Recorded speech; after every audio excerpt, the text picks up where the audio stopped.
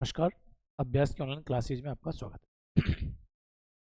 आज की वीडियो में हम बात करने वाले हैं, जैसा लिखा है उच्च माध्यमिक परीक्षा 2024 का जो पेपर है उसका एमसीक्यूज और fill in the blank question और जो वन लाइनर क्वेश्चन है वो हम इसमें से करेंगे। ठीक है, इसके अलावा जो बड़े क्वेश्चन है वो भी देख लेंगे। एक बार ये देखते हैं जरा से। तो देखिए, हमारा जो एग्ज़ाम है वो मतलब मंडे को, सोमवार को है। तो उसके लिए थोड़ा सा आप बढ़िया तैयारी रखें और आपको कोई भी फिक्र करने की आवश्यकता नहीं है। आप लोग अच्छे से एमसीक्यूज करके जाएं, वन लाइनर क्वेश्चन कर जाएं और जो हमारे पास फिल इन द ब्लैंक है उन क्वेश्चनों को अपन को करना है। ठीक है, अपन देखते हैं 2024 में। तो देखो, पहली बात तो ये कि जितने भी हमारे पास प्रश्न हैं, प्रश्नों में देखो हमारे पास 3 सेक्शन आएंगे, ए, बी और सी। देखो हमारे पास 3 सेक्शन है। सर्वप्रथम देखिए इसमें से देखो सभी, और जो हमारे पास लास्ट के क्वेश्चन है, देखो फायदा में हमारे पास थोड़ा सा ये है कि हम एमसीक्यूज करेंगे, एमसीक्यूज के बाद जो क्वेश्चन करने वाले फिल इन द ब्लैंक, और जो हमारे पास लास्ट के क्वेश्चन होते हैं 5, उन 5 में सभी में आंतरिक आंतरिक विकल्प आएंगे, मतलब सभी में अथवा आएगा, तो वो क्वेश्चन हमारे लिए थोड़े से आसान आएंगे। देखते हैं जरा। देखो पहला क्वेश्चन ये देखते हैं, इधर देखिए ए सेक्शन का पहला क्वेश्चन ये कि निम्न बहुविकल्पी प्रश्नों में से उत्तर का चयन कीजिए। तो देखिए पहला प्रश्न क्या है वो देखो। पहला प्रश्न कह रहा है हमारे पास कि किसी बिंदु आवेश को केंद्र मानकर खींचे गए 15 सेंटीमीटर त्रिज्या के गोलीय गाउसियन पृष्ठ पर विद्युत फ्लक्स का मान फाई है। यदि इस पृष्ठ की त्रिज्या को 3 गुना कर दिया जाए तो पृष्ठ से गुजरने वाले विद्युत फ्लक्स का मान क्या होगा। ठीक है, ये हमसे पूछा है। हम जानते हैं, अगर हम गाउस के नियम की बात करें तो गाउस का नियम होता है फाई बराबर summation Q upon epsilon not. क्या कहता है गाउस का नियम? गाउस के नियम के अनुसार कि किसी बंद पृष्ठ से संबंधित विद्युत फ्लक्स का मान उस बंद पृष्ठ द्वारा घेरे गए कुल आवेश यानी कि समेशन क्यू और निर्वात की विद्युतशीलता एप्सिलॉन नॉट के अनुपात के बराबर होता है। ठीक है, दूसरी बात ये, तो उसने कहा कि यदि किसी पृष्ठ की त्रिज्या 15 सेंटीमीटर तो उससे गुजरने वाला फ्लक्स कितना है? फाई। कितना दे रखा है? फाई। यदि वो कह रहा है कि यदि उस पृष्ठ की त्रिज्या को 3 गुना कर दें तो पृष्ठ से गुजरने वाला विद्युत फ्लक्स कितना हो जाएगा। देखिए, जब हमने गाउस के नियम की महत्वपूर्ण बातें लिखी तो वहां पे कहा था कि जो गाउस का नियम है उससे संबंधित जो विद्युत फ्लक्स होता है, वो उस विद्युत फ्लक्स का मान बंद पृष्ठ के आकार आकृति पर निर्भर नहीं करता है। अर्थात बंद पृष्ठ का आकार कैसा ही हो, आकृति कैसा ही, उस बात पर निर्भर करता है। केवल गाउस का जो नियम है वो बंद पृष्ठ से संबंधित केवल आवेश की मात्रा पर निर्भर करता है। यदि हम आवेश बंद पृष्ठ के आकार को 3 गुना भी कर दे तो आवेश के मान पे कोई फर्क नहीं पड़ेगा। तो यहाँ पर फ्लक्स का मान उतना ही रहेगा जितना प्रारंभ में था। तो त्रिज्या को 3 गुना करने पर फ्लक्स के मान में कोई भी परिवर्तन नहीं होगा, अर्थात कितना आंसर आएगा इसका? वही आंसर आएगा। ठीक है, नेक्स्ट देखते हैं। तो नेक्स्ट दे रखा है कि वायु के लिए परावैद्युत सामर्थ्य का मान कितना होता है। अच्छा, परावैद्युत सामर्थ्य क्या है? सुनिए, परावैद्युत सामर्थ्य है कि वायु, अगर हम वायु में विद्युत क्षेत्र रखें तो वायु अधिकतम विद्युत क्षेत्र कितना सहन करता है? तो वायु का अधिकतम विद्युत क्षेत्र सहन करने की क्षमता कहलाती है परावैद्युतांक या परावैद्युत सामर्थ्य कहलाती है। और परावैद्युत सामर्थ्य की बात करें, इससे ज्यादा विद्युत क्षेत्र का मान हो जाए तो वो आसपास की वायु का कर देता है? आयनीकरण कर देता है। ठीक है, तो चलिए इसमें आएगा 3 × 10⁶ वोल्ट पर क्या आएगा? मीटर। आंसर आएगा, याद करना है, 3 × 10⁻⁴ वोल्ट पर मीटर। एक बार क्वेश्चन भी पूछा गया है कि वायु के लिए परावैद्युत सामर्थ्य का मान कितना होता है बिना ऑप्शन के, तो अपन को ये आंसर लिखना है, याद रखना है, 3 × 10⁻⁶ वोल्ट पर मीटर होता है। अगला देखिए, अगला कह रहा है कि प्रतिरोधकता का एसआई मात्रक क्या है। प्रतिरोधकता को अपन विशिष्ट प्रतिरोध भी कहते हैं। क्या कहते हैं? विशिष्ट प्रतिरोध। क्या बोलते हैं बेटा? इसको हम विशिष्ट प्रतिरोध भी कहते हैं। क्या कहते हैं? विशिष्ट प्रतिरोध भी अपन इसको कह सकते हैं। ठीक है, तो देखिए, अगर हम कोई विशिष्ट प्रतिरोध है तो विशिष्ट प्रतिरोध होता है रो। रो बराबर होता है आर ए अपॉन कितना? एल। देखो, अगर हमसे इसकी विमा पूछ ले, पहले पूछे कि विशिष्ट प्रतिरोध क्या है, तो देखो रो बराबर आर ए अपॉन एल। यदि ए बराबर हम रख दें 1 मीटर स्क्वायर और एल बराबर कितना रख दें? 1 मीटर, तो रो इज इक्वल टू हो जाएगा आर। और पूछे कि विशिष्ट प्रतिरोध की परिभाषा क्या है, तो सुनिए, यदि किसी चालक तार के अनुप्रस्थ काट क्षेत्रफल और चालक तार की लंबाई को एकांक कर दिया जाए तो चालक तार का प्रतिरोध ही क्या कहलाता है? विशिष्ट प्रतिरोध कहलाता है। क्या कहलाता है? विशिष्ट प्रतिरोध कहलाता है। ठीक है, अगर हम मात्रक की बात करें तो एक मात्रक होता है, इसका होता है ओम, क्षेत्रफल का होता है मीटर स्क्वायर, बटे में कितना आएगा? मीटर। 1 मीटर से मीटर कटेगा, तो मात्रक आता है ओम इंटू मीटर। तो यहाँ पे कहाँ पे ये देखिएगा ओम इंटू मीटर, ये वाला का मात्रक आएगा ओम इंटू में मीटर, ये इसका एसआई मात्रक होता है। ठीक है, तो ये हमारे पास क्वेश्चन। या फिर इसमें से अगर हमसे पूछ ले कि विशिष्ट प्रतिरोध का मान किन किन कारकों पर निर्भर करता है, तो देखो विशिष्ट प्रतिरोध का मान चालक के आकार व आकृति पर, चालक के क्षेत्रफल व चालक के क्षेत्रफल व लंबाई पर निर्भर नहीं करता, केवल विशिष्ट प्रतिरोध का मान ताप पर निर्भर करता है और पदार्थ की मात्रा पर। अगर हम ये कहें कि ताप चालकों के लिए यदि हम ताप बढ़ा दें तो विशिष्ट प्रतिरोध के मान में क्या हो जाती है, वृद्धि। ठीक है, तो विशिष्ट प्रतिरोध के मान में वृद्धि होगी तो चालकता में क्या हो जाती है, कमी। अपन को ध्यान रखना। ठीक है, अगला देखते हैं। नेक्स्ट क्वेश्चन दे रखा है, यदि व्हीटस्टोन सेतु चित्र में, यदि व्हीटस्टोन सेतु संतुलन की अवस्था में प्रदर्शित है तो एस का मान क्या होगा। तो हमने पढ़ा है कि व्हीटस्टोन सेतु क्या है। देखो इंग्लैंड के वैज्ञानिक CF व्हीटस्टोन ने क्या किया, 4 प्रतिरोध, एक धारामापी और एक सेल लेकर एक विशेष प्रकार का चतुर्भुजीय परिपथ बनाया, जिसकी सहायता से हम अज्ञात प्रतिरोध का मान ज्ञात कर सकते हैं। उसे कहते हैं विशिष्ट व्हीटस्टोन सेतु। ये क्वेश्चन नहीं पूछा गया कि व्हीटस्टोन सेतु क्या है, तो व्हीटस्टोन सेतु अज्ञात प्रतिरोध ज्ञात करने वाला एक तरह से उपकरण होता है। या फिर एक बार क्वेश्चन पूछा था कि निम्न में से प्रतिरोध किस उपकरण द्वारा ज्ञात कर सकते हैं, तो वहां पे ऑप्शन था धारामापी, एमीटर, वोल्टमीटर और व्हीटस्टोन सेतु। तो किससे ज्ञात कर सकते हैं, व्हीटस्टोन सेतु। संतुलन की अवस्था में क्या है, देखो विशिष्ट प्रतिरोध में इस प्रकार का चित्र होता है, यहाँ पे 4 प्रतिरोध लगे हैं, ये P का काम करता है, ये Q, ये R और ये होता है S। अगर हम संतुलन की अवस्था की बात करें तो संतुलन की अवस्था में P/Q इजिकल टू होता है R/S। ये P का काम कर, Q, ये R और ये S। अगर हम इसको रखें तो P का मान है मेरे पास 30, Q का मान कितना है 10, बराबर R का मान है 18 बटे में S। यहाँ से इसको कट कर देंगे, कट हो गया, ये हो जाएगा 3S बराबर कितना 18, S इजिकल टू आएगा 18 बटे 3, कितना आ जाएगा 6 ओम। यहाँ से देखते हैं कहाँ पे, ये रहा। तो जब व्हीटस्टोन सेतु संतुलन की अवस्था में है तो हमसे ये क्वेश्चन पूछा था कि दिए गए व्हीटस्टोन सेतु में यहाँ पे धारामापी में कितनी धारा जाएगी, यहाँ पे यहाँ एमीटर आता है तो इस एमीटर का विक्षेप कितना हुआ।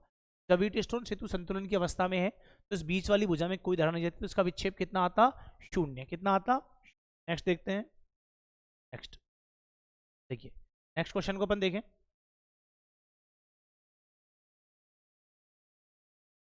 नेक्स्ट क्वेश्चन देखो, ठीक है, कि जब कोई आवेशित कण एक समान चुंबकीय क्षेत्र में लंबवत दिशा में गति करता है तो कण का पथ होगा। तो ये हमको ध्यान देना, सुनिए।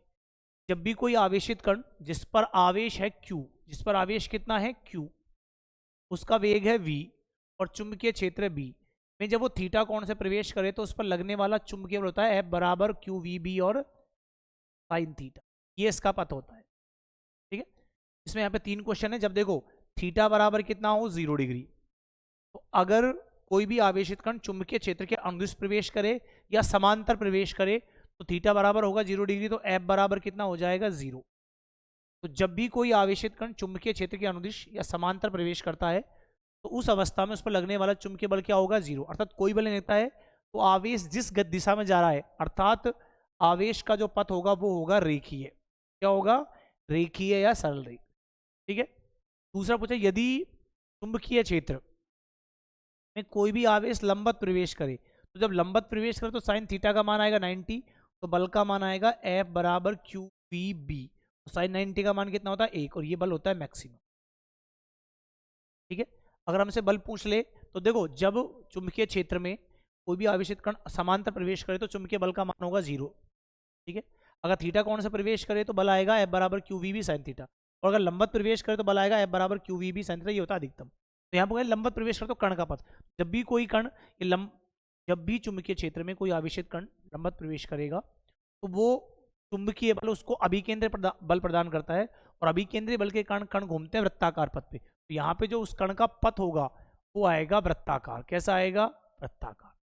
ठीक है, और तीसरी बात ये, अगर आपसे कह दे कि कोई भी आवेशित कण चुंबकीय क्षेत्र में theta less 0 less than theta less than 90, अर्थात कोई भी आवेशित कण चुंबकीय क्षेत्र में 0 डिग्री से 90 डिग्री के मध्य अर्थात न्यू कोण से प्रवेश करे तो उस कण का जो पथ होगा वो होगा कुंडलीनुमा या सर्पिलाकार। तो इकाई क्या ऑप्शन आता, सर्पिलाकार। तो ये 3 क्वेश्चन याद करने हैं कि जब कोई आवेशित कण चुंबकीय क्षेत्र के अनुदिश प्रवेश करे तो उसका पथ होता है रेखीय, जब कोई आवेशित कण चुंबकीय क्षेत्र में लंबवत प्रवेश करे तो उसका पथ होता है वृत्ताकार, और जब कोई आवेशकण चुंबकीय क्षेत्र में न्यून कोण से या 0 से 90 के बिटवीन प्रवेश करे तो उसका पथ होता है कुंडली नुमा या सर्पिला। नेक्स्ट देखते हैं, नेक्स्ट उपकरण है अन्योन प्रेरण सिद्धांत पर उपकरण है।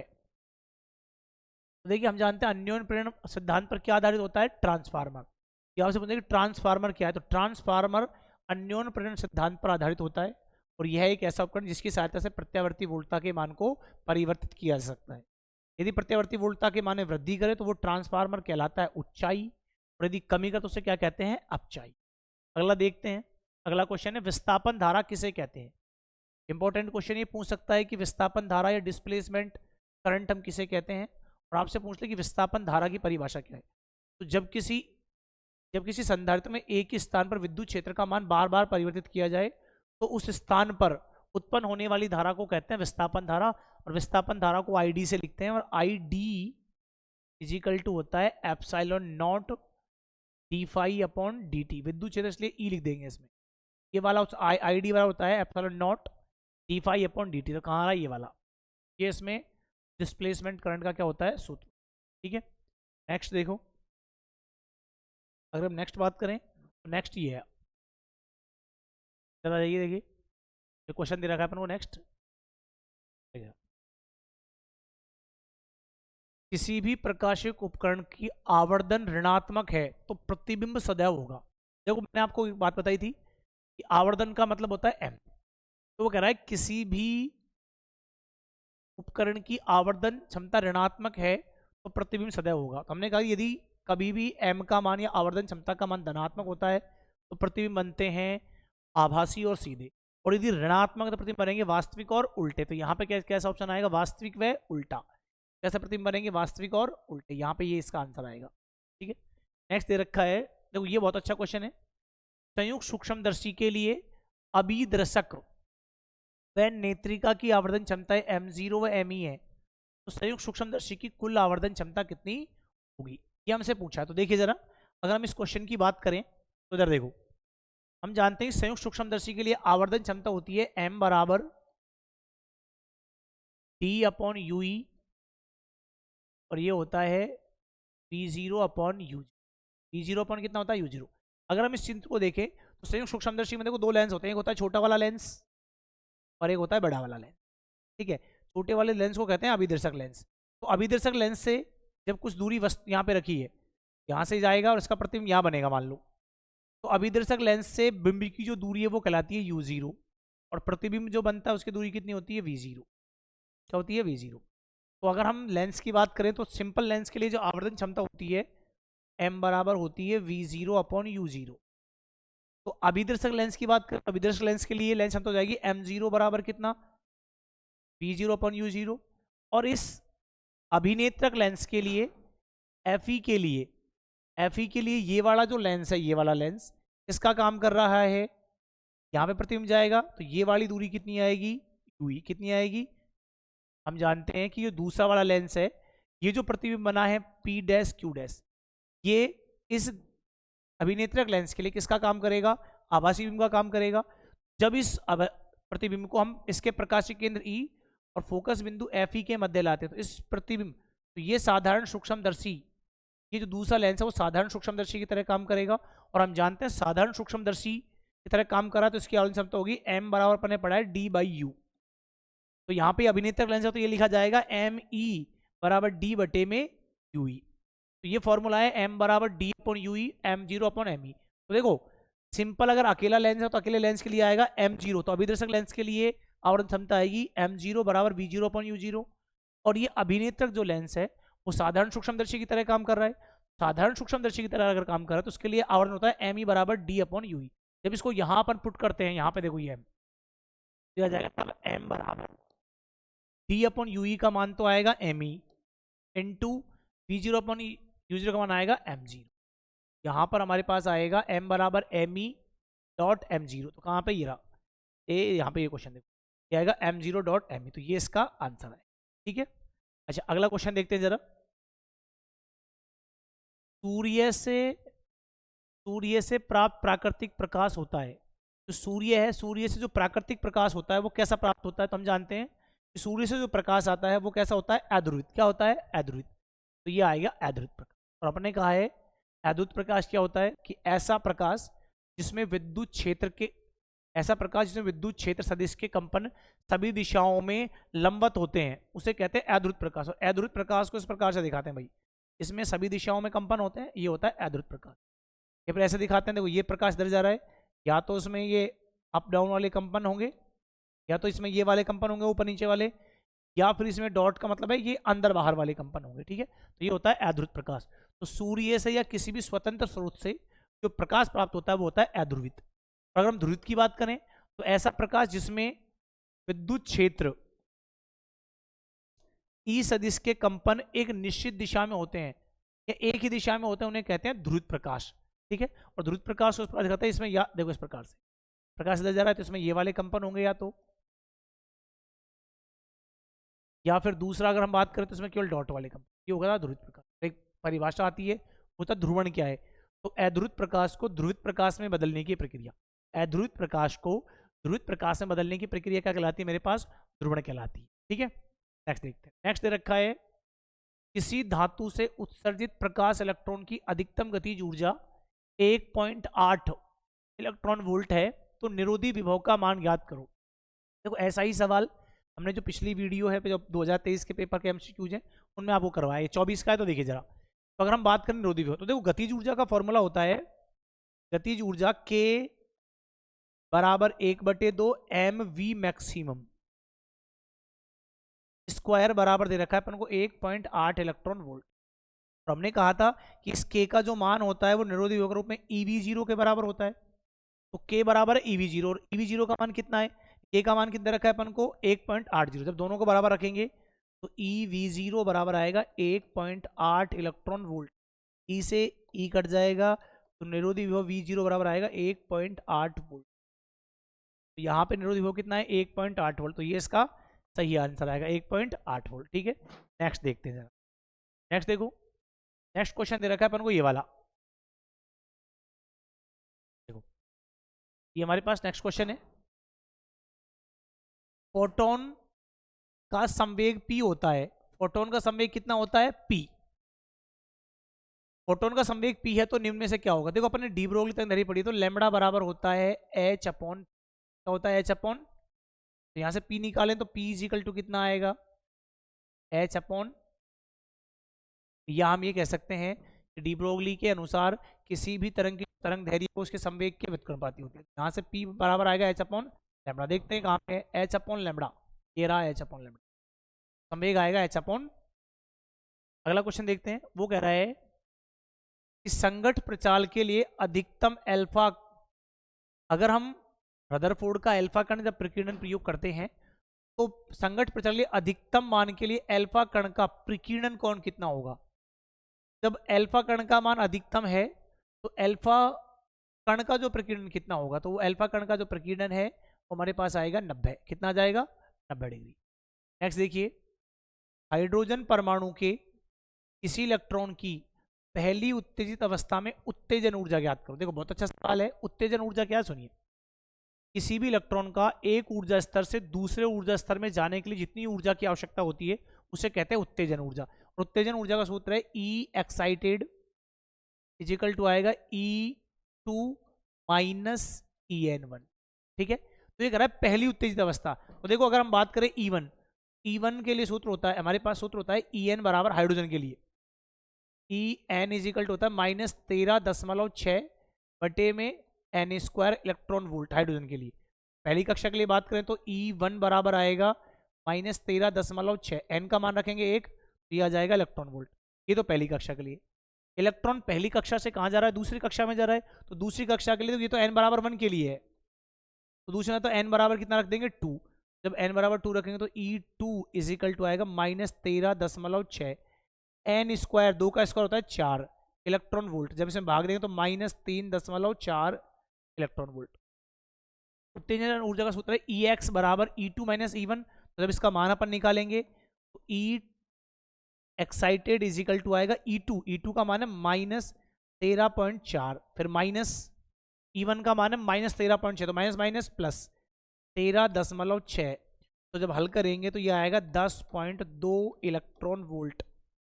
तो ये, तो यहाँ पर उत्तेजन जो ऊर्जा आएगी तो कितनी आएगी, 10.2 इलेक्ट्रॉन वोल्ट। देखते हैं कहाँ ये था, 10.2 इलेक्ट्रॉन वोल्ट। तो अगर मान लो दूसरे तीसरे में पूछता तो हम दूसरे से तीसरे में जाते तो उसको घटा दे, ठीक है। अच्छा नेक्स्ट देखिए, वे परमाणु जिनके परमाणु क्रमांक तो समान लेकिन द्रव्यमान संख्या भिन्न भिन्न होती है उन्हें क्या कहते हैं? तो ऐसे परमाणु कहलाते हैं समस्थानिक। मैंने आपको नाभिकों के प्रकार बताए कि ऐसे परमाणु के परमाणु क्रमांक तो समान होते हैं लेकिन द्रव्यमान संख्या अलग अलग होती है, उन्हें समस्थानिक कहते हैं।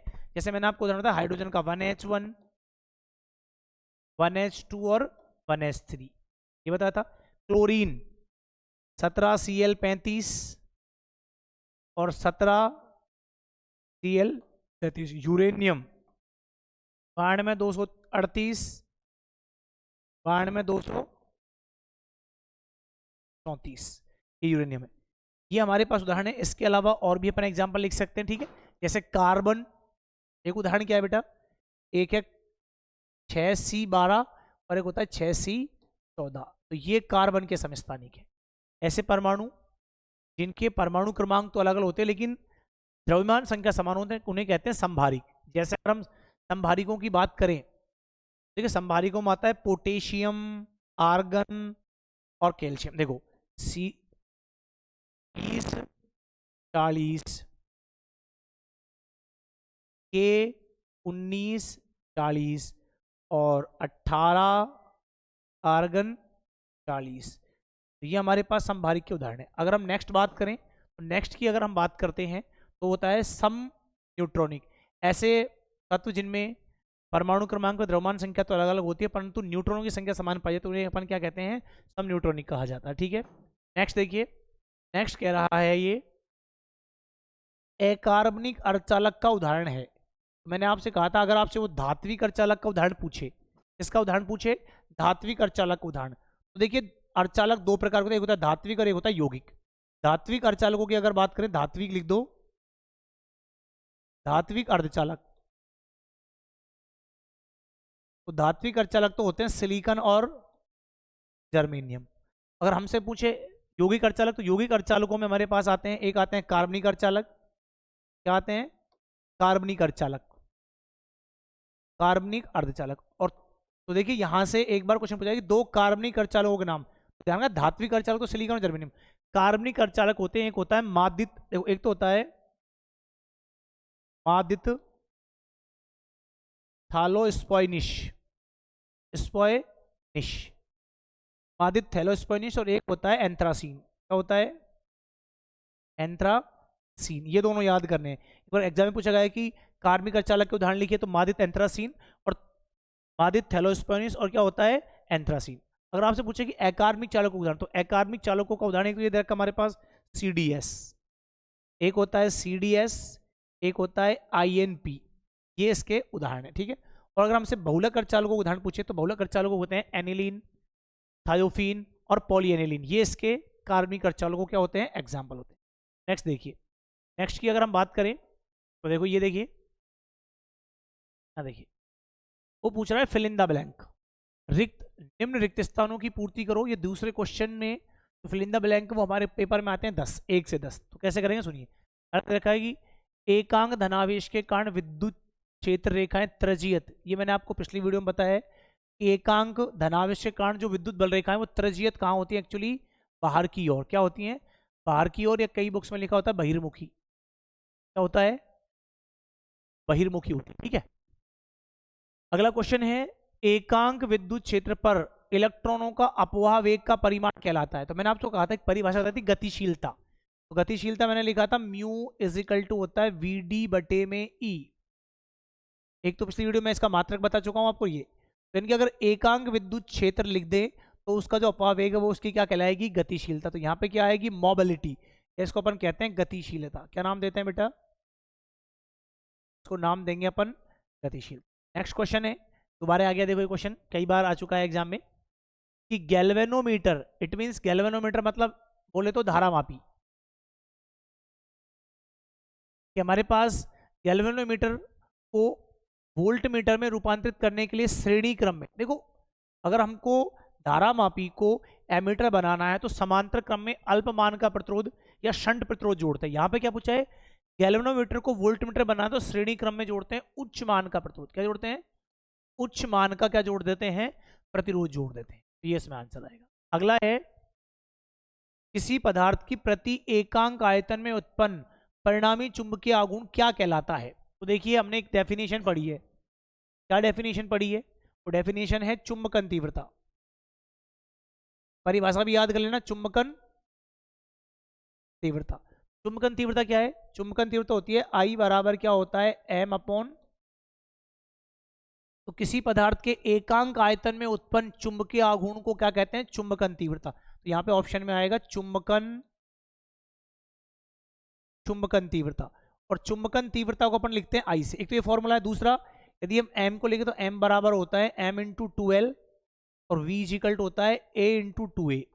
जब इन दोनों को रखेंगे तो I इजिकल टू आता है m इंटू 2l बटे a इंटू 2l, 2l से 2l कैंसिल, तो I इजिकल टू क्या बचेगा, m अपॉन a। m होती है ध्रुव प्रबलता और a होता है क्षेत्रफल। एक परिभाषा और होती है इसकी, क्या परिभाषा होगी, किसी पदार्थ के एकांक क्षेत्रफल पर उपस्थित ध्रुव प्रबलता का मान क्या कहलाता है, चुंबकन तीव्रता कहलाती है। और चुंबकन तीव्रता एक सदिश राशि है, इसका मात्रक होता है, देखो इसका मात्रक होगा एम्पियर इंटू मीटर, बटे में क्षेत्रफल का कितना आएगा, मीटर स्क्वायर, तो इसका कट के आ जाएगा एम्पियर पर मीटर।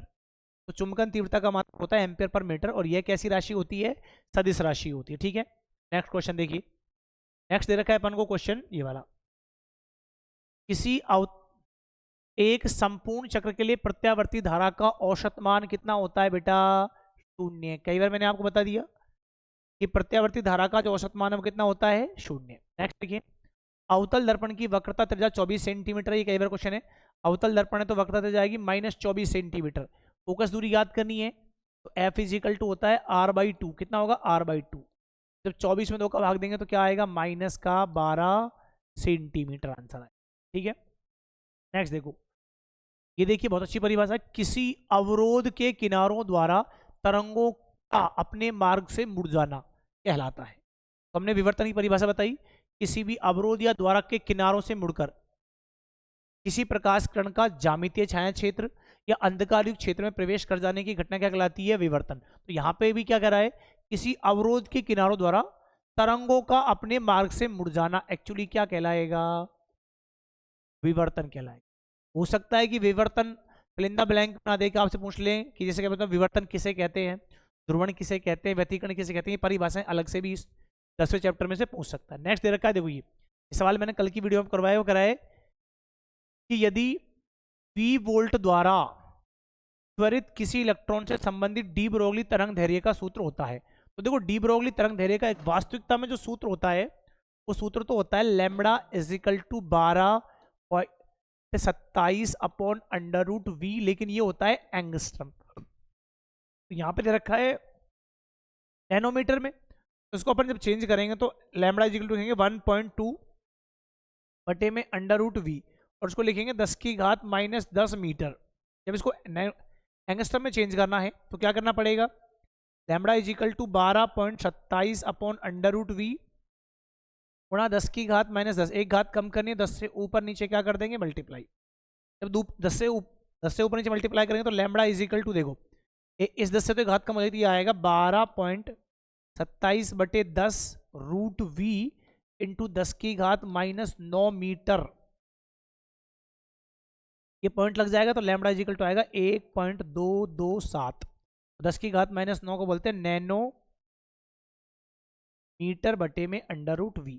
तो इस फिलिंदा ब्लैंक में जो ऑप्शन में आएगा ना वो आएगा 1.227 बटे √V नैनोमीटर। ये ध्यान रखना है, आप 12.27 ये एंगस्ट्रम में होता है, उसने नैनोमीटर में थोड़ा सा क्वेश्चन को घुमा रखा है, बाकी कुछ भी ऐसा खास नहीं है। नेक्स्ट देखिए, यदि किसी हाइड्रोजन परमाणु की प्रथम कक्षा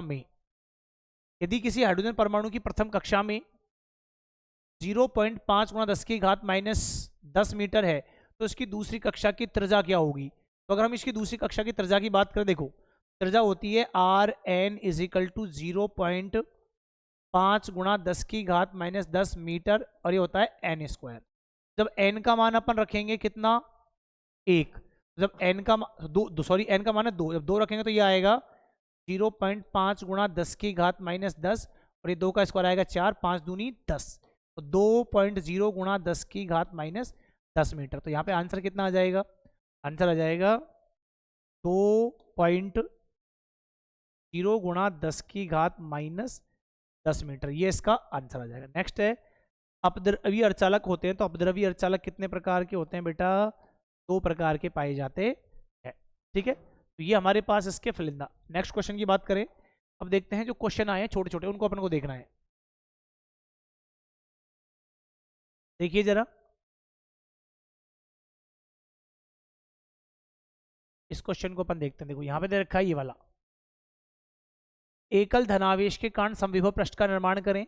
तो देखो एकल धनावेश के कारण अगर हम समविभव पृष्ठ का निर्माण करें तो देखो कुछ नहीं करना, हम एकल धनावेश लेंगे, एकल धनावेश को लेकर उसको केंद्र मानकर उसके चारों ओर जो सकेंद्रीय वृत्त खींचे जाते हैं इस प्रकार से, सकेंद्रीय इस टाइप के, तो ये सारे सकेंद्रीय वृत्त एकल धनावेश के कारण किसको बताते हैं? समविभव पृष्ठ को क्या करते हैं बेटा? प्रदर्शित करते हैं। इस प्रकार का चित्र बनेगा। नेक्स्ट है ओम के नियम अनुसार विभांतर v और i के मध्य ग्राफ खींचिए। तो हम जानते हैं ओम के नियम की अगर बात करें तो ओम के नियम के लिए v और i का ग्राफ, क्योंकि ओम के नियम के अनुसार यदि किसी चालक तार की भौतिक अवस्थाओं को नियत रखा जाए और चालक तार में धारा प्रवाहित करें तो विभांतर धारा के समानुपातिक इस टाइप का ग्राफ आएगा। और अगर आपसे पूछ ले कि vi ग्राफ का ढाल किस भौतिक राशि को करता है, तो vi ग्राफ का जो ढाल होता है tan थीटा, ये हमेशा v/i यानी कि r को क्या करता है? प्रदर्शित करता है। वो कह रहा है अनुचुंबकीय पदार्थ किसे कहते हैं? हमने परिभाषा लिखा रखी है, वे पदार्थ जिन्हें बाह्य चुंबकीय क्षेत्र में रखे जाने पर वो चुंबकीय क्षेत्र के अनुदिश चुंबित होते हैं या चुंबकीय क्षेत्र से आकर्षित होते हैं, उन्हें अनुचुंबकीय पदार्थ कहते हैं। जैसे एल्युमिनियम और सोडियम, ये इसके क्या है? एग्जाम्पल। नेक्स्ट है स्वप्रेरण को विद्युत जड़त्व क्यों कहते हैं? तो ये मैंने आपको बता रखा है, स्वप्रेरण को विद्युत जड़त्व क्यों कहते हैं? क्योंकि देखो जिस प्रकार से जब किसी चालक तार से संबंध, जब किसी कुंडली में धारा का मान परिवर्तित किया जाता है तो उस कुंडली में एक चुंबकीय फ्लक्स में परिवर्तन होता है, जिसके कारण कुंडली में प्रेरित विद्युत वाहक बल, प्रेरित धारा उत्पन्न होते हैं। वो प्रेरित विद्युत वाहक बल, प्रेरित धारा चुंबकीय फ्लक्स में परिवर्तन का क्या करते हैं? विरोध। जिस प्रकार से किसी वस्तु की अवस्था में परिवर्तन का विरोध करता है उसे जड़त्व कहते हैं। ऐसे ही विद्युत चुंबकीय प्रेरण की घटना में स्वप्रेरण जो है, जो स्वप्रेरण है वो अपनी मूल धारा में बढ़ने का या चुंबकीय फ्लक्स में बढ़ने के परिवर्तन का विरोध करता है, इसीलिए इसको स्वप्रेरण को क्या कहते हैं? विद्युत जड़त्व कहते हैं। कला संबद्ध स्रोत को परिभाषित करें। तो ऐसे प्रकाश स्रोत क्या कह सकते हैं?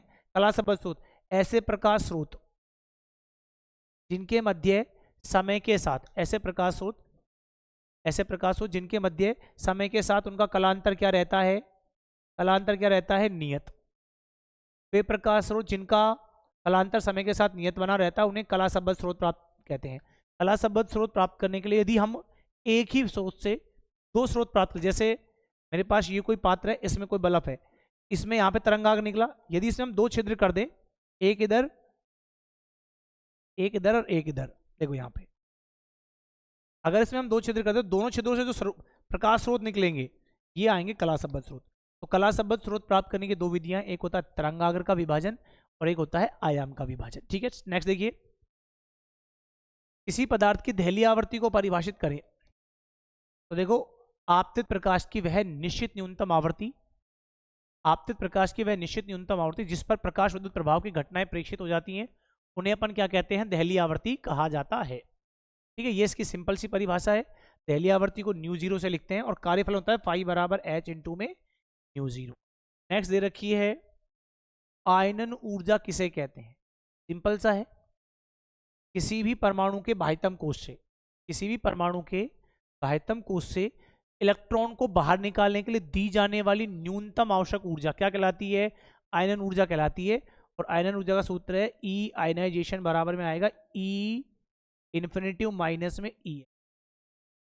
ठीक है, हिसाब से पूछ ले यदि हाइड्रोजन, यदि कोई परमाणु पहली कक्षा में है तो उसकी आयनन ऊर्जा कितनी है? तो पहली कक्षा के लिए अगर हम ऊर्जा निकालें तो E1 बराबर आएगी -13.6 इलेक्ट्रॉन वोल्ट, और अनंत पर ऊर्जा कितनी होती है? E अनंत बराबर 0, तो E आयनाइजेशन बराबर आएगा 0 माइनस 13.6 इलेक्ट्रॉन वोल्ट, तो ये आएगा प्लस 13.6 इलेक्ट्रॉन वोल्ट। तो ध्यान रखना है कि किसी भी इलेक्ट्रॉन को पहली कक्षा, हाइड्रोजन परमाणु की पहली कक्षा के हाइड्रोजन परमाणु की पहली कक्षा से इलेक्ट्रॉन को बाहर निकलेगी आयरन ऊर्जा का मान होता है +13.6 इलेक्ट्रॉन वोल्ट। अगला है आइंस्टीन का द्रव्यमान ऊर्जा समतुल्य संबंध लिखिए। तो देखो आइंस्टीन के ने कहा कि आइंस्टीन के अनुसार कि द्रव्यमान व ऊर्जा मूल रूप से एक ही राशि है, अर्थात आवश्यकता पड़ने पर हम द्रव्यमान को ऊर्जा में और ऊर्जा को द्रव्यमान में क्या कर सकते हैं, कन्वर्ट कर सकते हैं। तो आइंस्टीन ने क्या संबंध दिया, तो आइंस्टीन ने द्रव्यमान ऊर्जा में एक संबंध दिया जो होता है E बराबर E इजिकल टू होता है mc²। E इजिकल टू कितना होता है mc², और E बराबर जो mc² है, ये जो हमारे पास संबंध है E बराबर mc² जो संबंध है, इसमें E तो है एनर्जी, m होता है द्रव्यमान और c होता है प्रकाश का वेग, और प्रकाश का वेग होता है 3 × 10⁸ मीटर पर सेकंड। ये हमारे पास इसका एग्जाम। तो ये हमने इस चैप्टर के ये जो पेपर 2024 में आया है, इसके अपन ने फिल इन द ब्लैंक किए, एक शब्द के क्वेश्चन है या फिर 1 नंबर वाले वो किए, और हमने क्या किया था, फिल इन द ब्लैंक। ठीक है, इसके जो नेक्स्ट क्वेश्चन है उसके अपन बाद में बात करेंगे।